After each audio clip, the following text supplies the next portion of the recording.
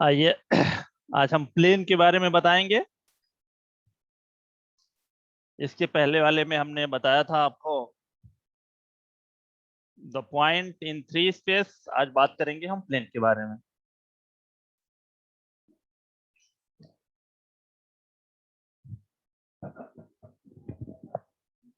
देखिए हमारा चैप्टर है प्लेन।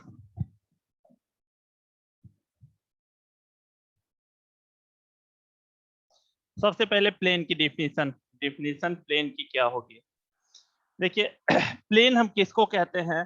अगर कोई भी सरफेस हो और सरफेस में हम दो पॉइंट ले लें, कहीं भी दो पॉइंट ले लें, अगर उन दोनों को मिलाने के बाद वो लाइन पूरी तरह से उसी सरफेस में हो तो हम उस सरफेस को प्लेन कहते हैं।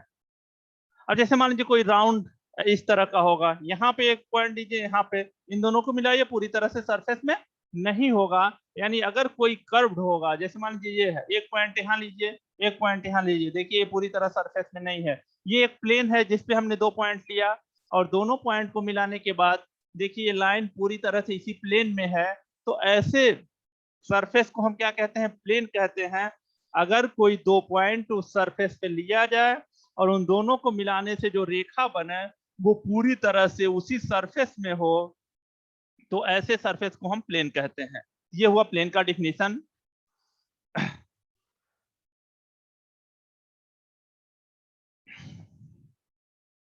फिर अगला है समतल का व्यापक समीकरण।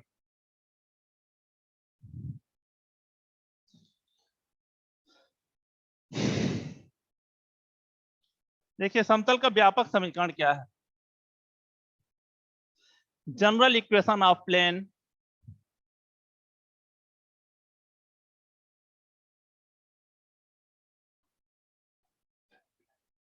General equation of a plane, समतल का सामान्य समीकरण। समतल का सामान्य समीकरण होता है a x plus b y plus c z plus d equal to 0, जहां ए बी तथा सी समतल पर अभिलंब समतल पर अभिलंब के दिक अनुपात हैं।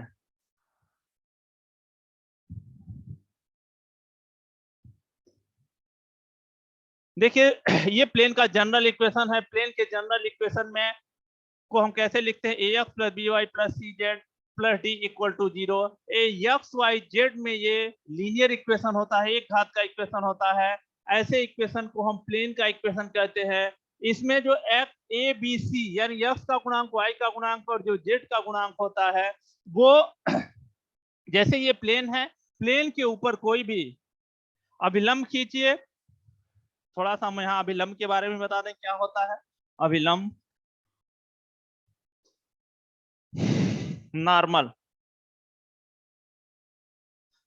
नॉर्मल क्या है? नॉर्मल वह रेखा होती है जो किसी प्लेन के किसी प्लेन के किन्हीं भी दो बिंदुओं से मिलाने वाली रेखा के लंबवत हो। प्लेन में कोई दो बिंदु ले लीजिए, यानी प्लेन में सभी रेखाओं के लंबवत हो। ऐसे रेखा को हम क्या कहते हैं? नॉर्मल कहते हैं, अभिलंब कहते हैं। वह रेखा जो प्लेन में आने वाली सभी रेखाओं के लंबवत हो उस रेखा को हम नॉर्मल कहते हैं। तो यहां से देखिए, यहाँ ए बी सी, इसमें प्लेन में ए बी सी, प्लेन का जो इक्वेशन है ए बी सी क्या है? उसी नॉर्मल का डायरेक्शन रेशियोज है ए बी सी। तीसरा आपका मूल बिंदु से जाने वाले समतल का समीकरण, equation of a plane passing through origin.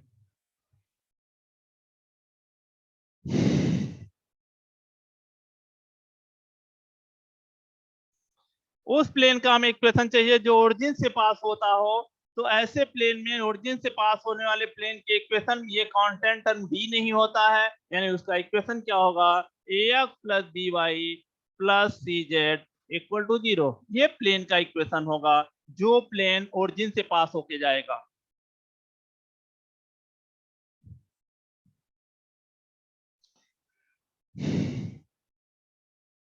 अब अगला बिंदु, एक बिंदु से होकर जाने वाले प्लेन का इक्वेशन। कोई एक बिंदु हो जिससे वह प्लेन पास होता हो, उसका क्या इक्वेशन होगा?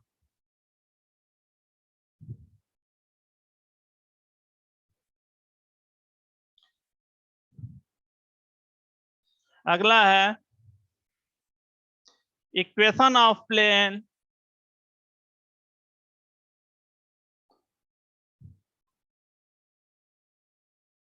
passing through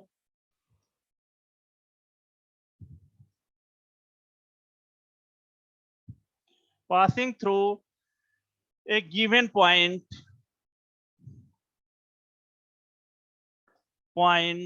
x1 y1 z1। हम उस प्लेन का इक्वेशन ज्ञात करेंगे जो पॉइंट x1 y1 z1 से पास होता हो। उसका इक्वेशन क्या होगा? ए x माइनस x1, देखे कैपिटल दिया हुआ है कि स्मॉल ही है, स्मॉल ही है, plus b y minus y1 plus c z minus z1 equal to 0।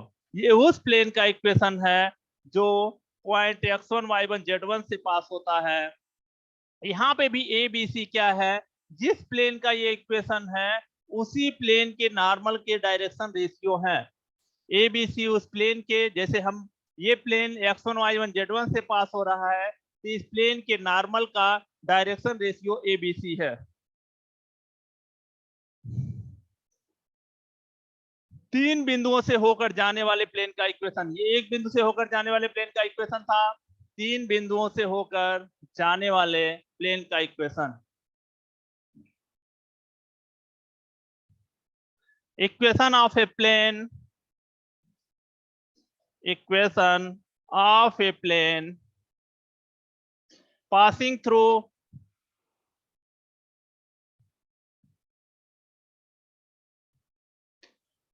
Through three given point.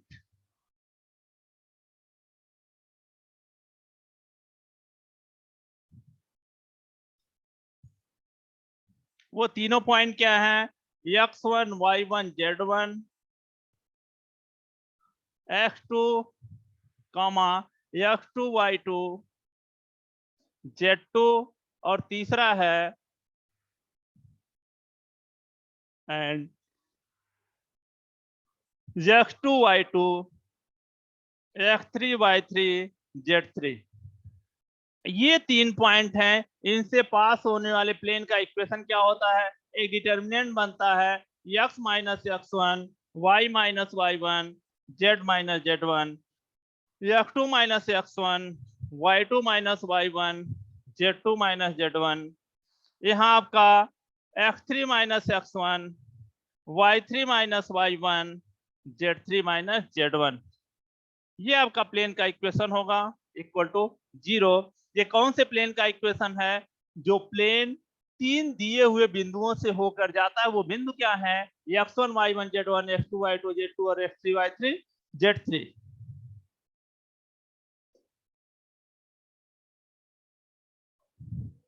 समतल का अंतःखंड रूपी समीकरण देख लीजिए, पहले फार्मूले।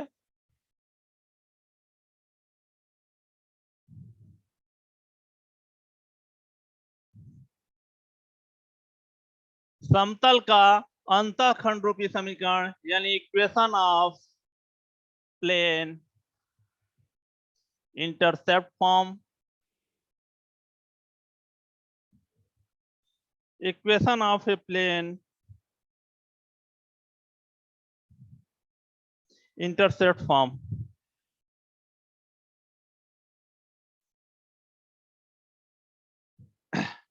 यानी हम क्या है, उस प्लेन का, इसको हम कैसे लिखते हैं अपनी भाषा में? उस प्लेन का समीकरण जो x एक्सिस पर a अंतःखंड, y एक्सिस पर b अंतःखंड तथा z एक्सिस पर c अंतःखंड काटता है, ऐसे प्लेन का इक्वेशन होता है x by a plus y by b plus z by c equal to 1। ये उस प्लेन का इक्वेशन है जो एक्स एक्सिस को ए दूरी पर, वाई एक्सिस को बी दूरी पर और जेड एक्सिस को सी दूरी पे काटता है। X by a plus y by b plus z by c equal to 1।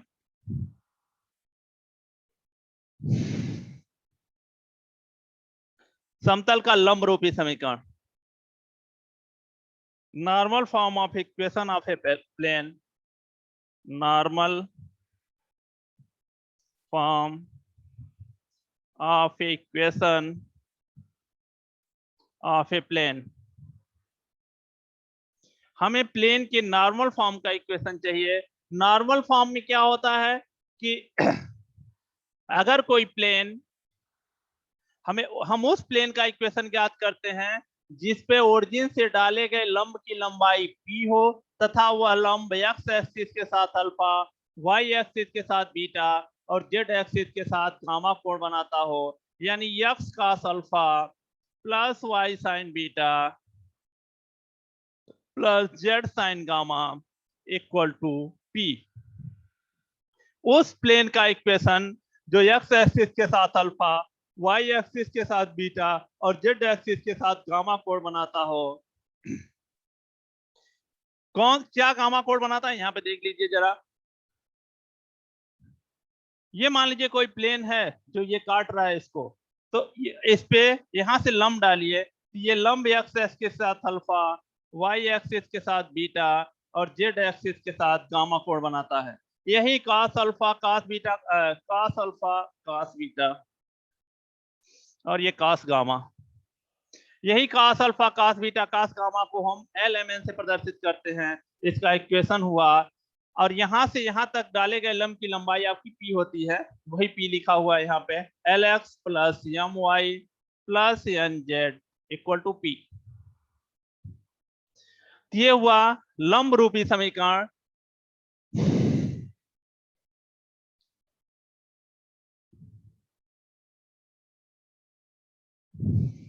समतल का लंब रूपी समीकरण क्या होगा वो लिखा हमने।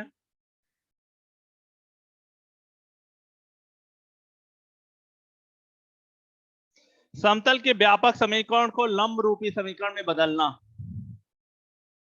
अगला है आपका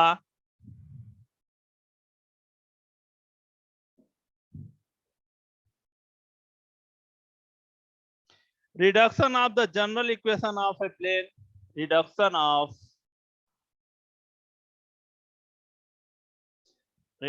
of general equation of a plane, equation of a plane into normal form।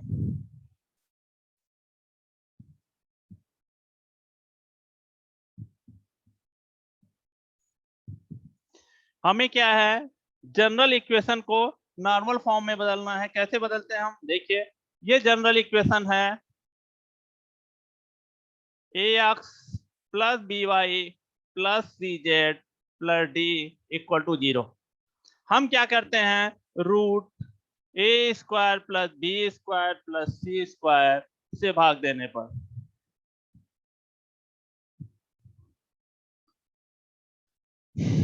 ये हो गया a by root a square plus b square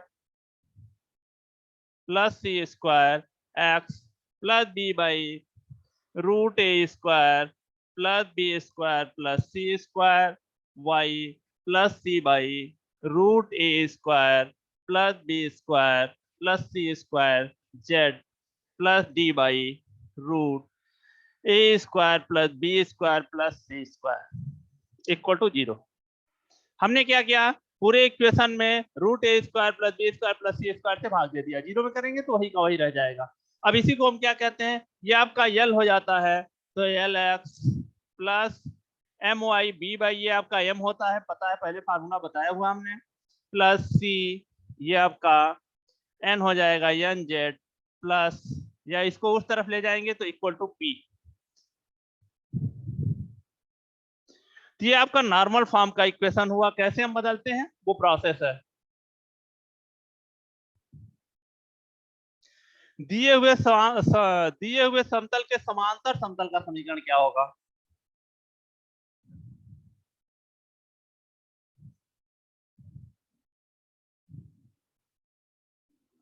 दिए हुए समतल के समांतर समतल का समीकरण।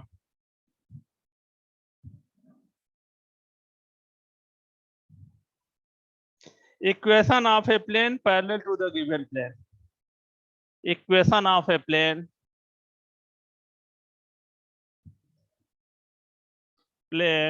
Parallel to the given plane.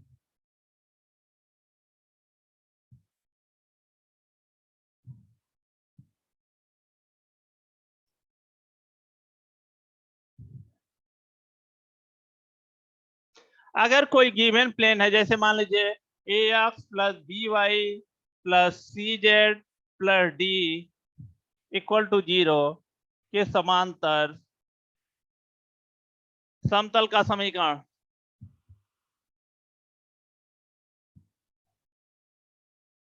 इसके समांतर समतल के समीकरण में हम क्या करते हैं, बाकी चीजें ये सब यही रहती हैं, केवल कंटेंट का टर्म बदल जाता है।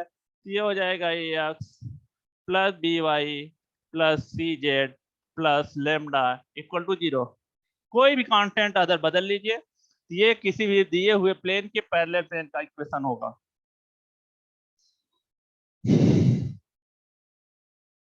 दो समतलों के प्रच्छेद रेखा से जाने वाले समतल का समीकरण। अगला है आपका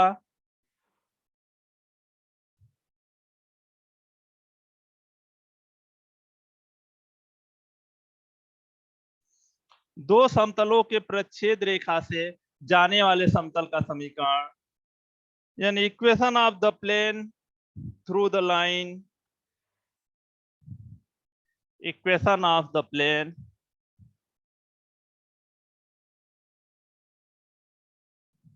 through the line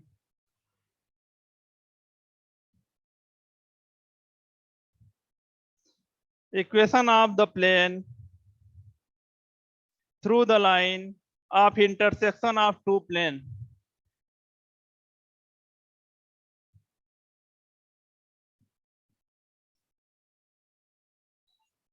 of two planes। दो प्लेन जहां पे एक दूसरे को इंटरसेक्ट करते हैं, वो क्या होती है, एक रेखा बनती है यहाँ। तो उस रेखा से होकर जाने वाले समतल का समीकरण पूछ रहा है। अगर मान लीजिए यहाँ पे हम दो प्लेन, अलग अलग दो प्लेन मान ले रहे हैं। प्लेन, देखिए दो प्लेन लेना है तो a1x plus b1y plus c1z plus d1 equal to 0, ये पहला प्लेन हो गया। दूसरा plane a2x plus b2y plus c2z plus d2 equal to 0, ये दो प्लेन है। इनके प्रच्छेदन रेखा से होकर जाने वाले समतल का समीकरण, इनके पॉइंट ऑफ इंटरसेक्शन, जो लाइन ऑफ इंटरसेक्शन है उससे जाने वाले प्लेन का इक्वेशन क्या होगा। दोनों को ऐसे लिख लीजिए, एक में लेमडा का गुणा कर दीजिए, यानी a1 x plus b1y plus c1z plus d1 plus lambda a2x plus b2y plus c2z plus d2 equal to 0। दोनों प्लेन को ऐसे लिखिए, एक में लेमडा का गुणा कर दीजिए, और ये जब भी क्वेश्चन में आएगा तो लेमडा का मान निकालने के लिए कोई न कोई एक कंडीशन देगा, उस कंडीशन से हम लेमडा का मान ज्ञात करते हैं।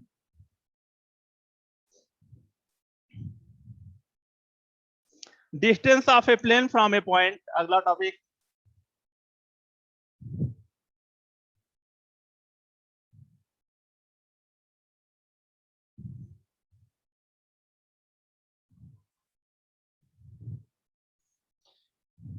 Distance of a plane from a point.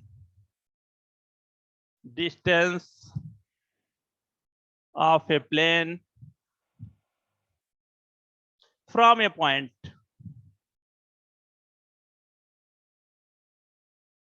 हमें क्या है, किसी पॉइंट से किसी प्लेन पे डाले गए परपेंडिकुलर जो डालते हैं, उस लंब की लंबाई क्या है, ये हमें ज्ञात करना है। तो देखिए, बिंदु x1 y1 z1 से समतल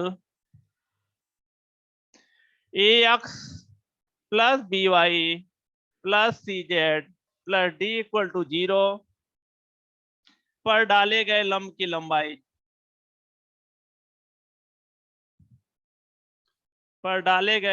लंबाई P इक्वल टू इसी x1 y1 z1 को यहाँ पे रख दीजिए, सेटिस्फाई करा दीजिए, यानी ये x1 plus b y1 plus c z1 plus d upon root a square plus b square plus c square, ये किसी बिंदु से किसी प्लेन पे डाले गए लंब की लंबाई का सूत्र होता है। अब 2-3 सूत्र और बचे हैं, उनको बता के फिर हम क्वेश्चन बताएंगे।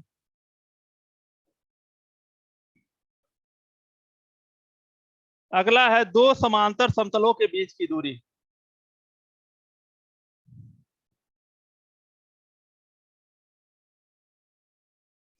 Distance between two parallel planes.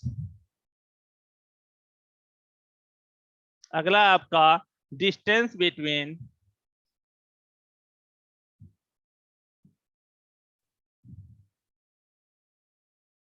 To parallel planes.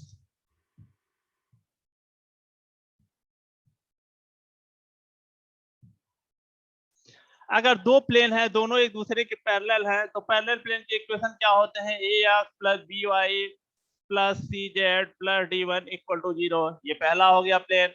और दूसरा a x plus b y plus c z plus d two equal to 0। अब ये दोनों प्लेन पैरेलल क्यों हों? क्योंकि पैरेलल प्लेन में केवल कंटेंट अलग होता है, बाकी जो a x plus b y plus c z ये सेम होते हैं। तो ये प्लेन दोनों क्या है? एक दूसरे के पैरेलल है, तो इनके बीच की दूरी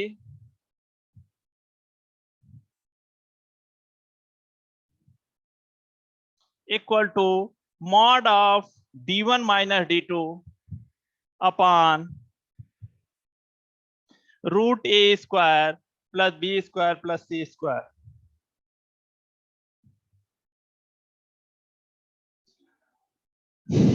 ये आपका फार्मूला होता है। एक दो फार्मूले और बचे हुए हैं, फिर क्वेश्चन पे आ रहे हैं। दो समतलों के बीच का कोण, यहीं से देख लीजिए। दो समतल, अगर इसी को मिटा के यहीं बता दे रहे हैं, दो समतलों का angle between two planes. Distance between two planes था, अब एंगल बिटवीन टू प्लेन्स। अब यहाँ पे टू प्लेन्स है, पैरेलल प्लेन्स नहीं है। ये हो जाएगा a1x b1y c1z d1, a2x b2y c2z d2। अब इनके बीच की दूरी नहीं, हमें क्या निकालना है? पैरेलल प्लेन्स के बीच का कोण निकालना है। अगर इनके बीच का कोण थीटा हो तो क्या होगा? Angle between two parallel planes नहीं, बिटवीन टू प्लेन्स, दो समतल के बीच का कोण क्या होगा? तो यहाँ पे देखिए फार्मूला हम वही यूज करते हैं। अगर इनके बीच का कोण cos थीटा हो तो a1 a2 plus b1 b2 plus c1 c2 upon root a1 square plus b1 square plus c1 square root a2 square plus b2 square plus c2 square. ये इनके बीच का कोण होता है। अब कंडीशन कुछ, दोनों प्लेन पैरेलल होने के क्या कंडीशन है और परपेंडिकुलर होने की क्या कंडीशन है, वो देख लीजिए।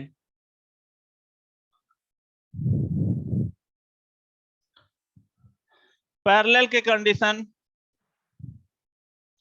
पैरेलल होने का कंडीशन क्या है? कब पैरेलल होंगे? जब a1 by a2 equal to b1 by b2 equal to c1 by c2 हो, तो ये दोनों प्लेन पैरेलल होंगे, पहला। दूसरा परपेंडिकुलर, परपेंडिकुलर होने के क्या कंडीशन है? तब होता है आपका a1 a2 plus b1 b2 plus c1 c2 equal to 0। ये कंडीशन होता है परपेंडिकुलर का, और ये होता है पैरेलल का।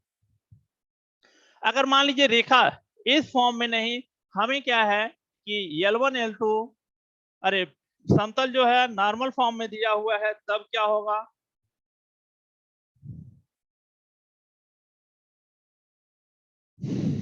तब उसके बीच के कोण को हम कैसे ज्ञात करेंगे? देखिए, अगर इस फॉर्म में है L1x plus m1y plus n1z equal to p1 equal to p1। ये पहला प्लेन है, नॉर्मल फॉर्म में है प्लेन। दूसरा l2x plus m2y plus n2z equal to p2। अब ये दो प्लेन हैं, लेकिन इनका इक्वेशन क्या है, नॉर्मल फॉर्म में है, तब इनके बीच का कोण क्या होता है, cos theta equal to L1 L2 plus M1 M2 plus N1 N2। तब इनके बीच का कोण ये होता है। इनके तब परपेंडिकुलर होने का कंडीशन, पहले पैरेलल होने का कंडीशन वही same L1 by L2 equal to M1 by M2 equal to N1 by N2।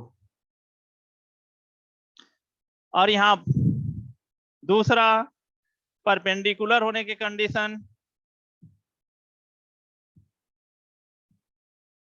Perpendicular के लिए क्या कंडीशन है, वही L1 L2 plus M1 M2 plus N1 N2 equal to 0। ये परपेंडिकुलर का कंडीशन है। अगर नॉर्मल फॉर्म में दिया हुआ है तो ये फार्मूला लगाएंगे, और अगर जनरल फॉर्म में दिया है तो दूसरा फार्मूला। यहां तक देखिए सारे फार्मूले मैंने बता दिए, जितने भी फार्मूले थे, कुछ चीजें, और इन फार्मूलों की प्रैक्टिस करिएगा। फार्मूले पूछे जा सकते हैं ऑब्जेक्टिव के रूप में। अब कुछ और,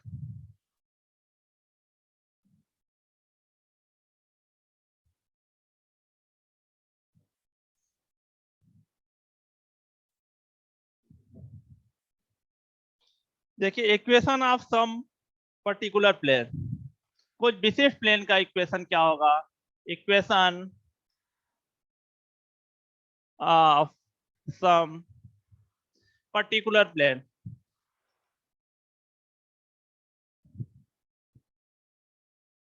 कुछ पर्टिकुलर प्लेन्स के क्या इक्वेशन होंगे वो देखिए। जैसे पहला है आपका एक्स वाई प्लेन का इक्वेशन।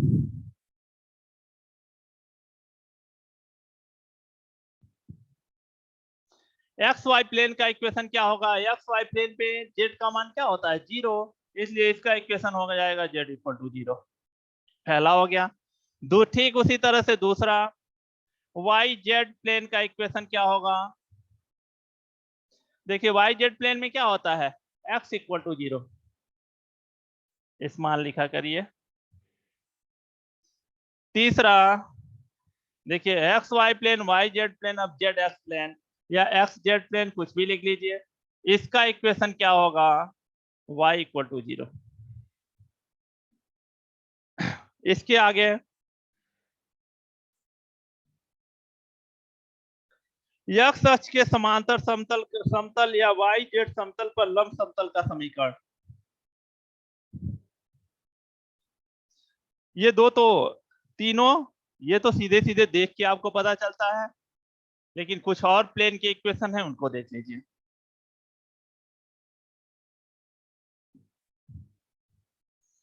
x अक्ष के समांतर समतल, अब इसमें पहला देखिए x अक्ष के समांतर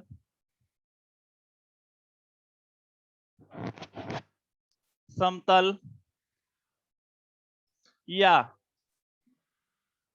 x अक्ष के समांतर समतल या y z समतल पर लंब समतल का समीकरण, या y z समतल पर लंब समतल का समीकरण।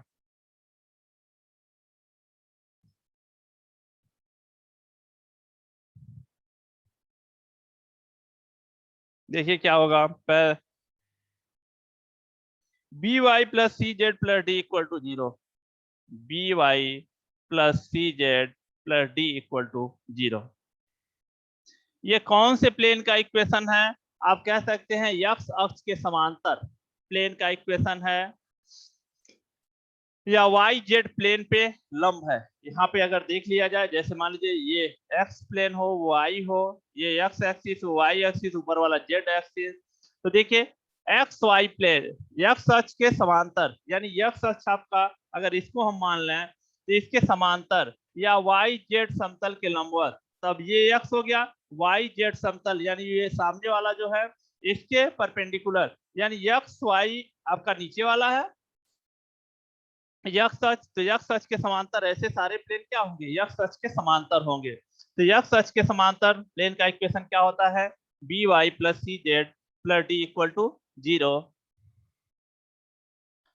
दूसरा है आपका वाई अक्ष के समांतर समतल का समीकरण, ठीक इसी तरह से वाई अक्ष के समांतर समतल का समीकरण, अब इसमें से वाई गायब हो जाएगा, यानी a x plus c z plus d equal to 0।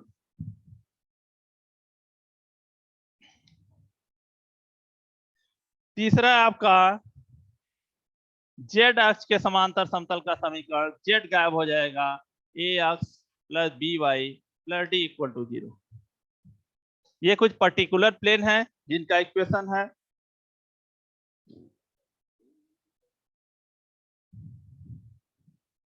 एक और यहाँ पे चौथा, वाई जेड समतल के समांतर तथा इससे ए दूरी पर स्थित समतल का समीकरण, वाई जेड समतल के समांतर तथा इससे ए दूरी पर समतल का समीकरण, ये दूरी पर स्थित समतल का समीकरण।